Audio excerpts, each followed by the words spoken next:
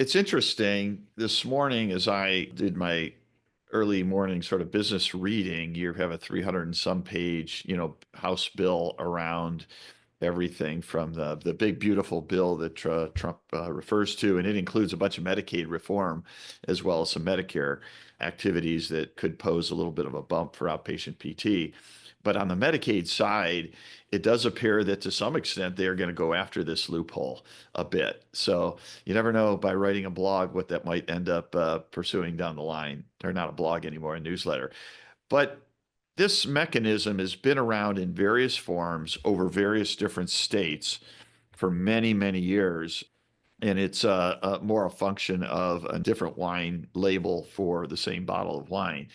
And effectively, what happens is through provider tax, you have a provider like a hospital, which is the easiest way to think about it.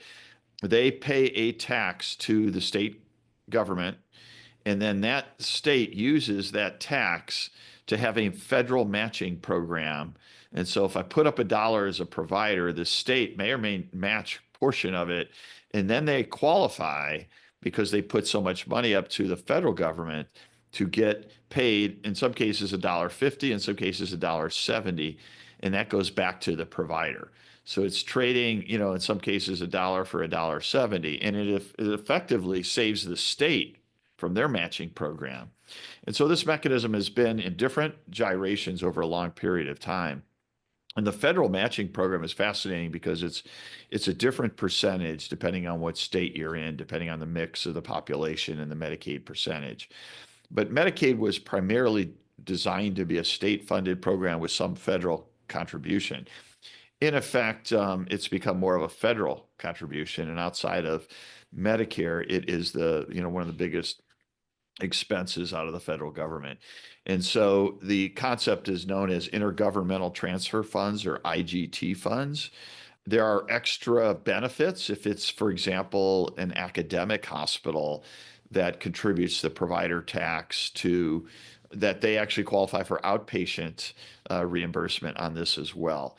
I think you should take a step back, though, and besides the sort of the money laundering scheme, as it's been called, that is around it, the concept is to make Medicaid reimbursement close to, sort of commercial rate. And so, for example, if in most PT environments, they either can't take Medicaid, or if they can, they probably get paid 20 to 30 cents on the dollar. And that would be a state that gets good reimbursement on Medicaid. So therefore, private practice PT clinics either can't take Medicaid, or if they do it at a loss. They do it as a service. They do it to maintain relationships with their referral sources in many cases. And on top of that, there's all kinds of hoops and ladders in different states, depending on what utilization review or third-party companies. So they may have to get pre-cert every other visit, and all the just, nasty things we have to deal in private practice.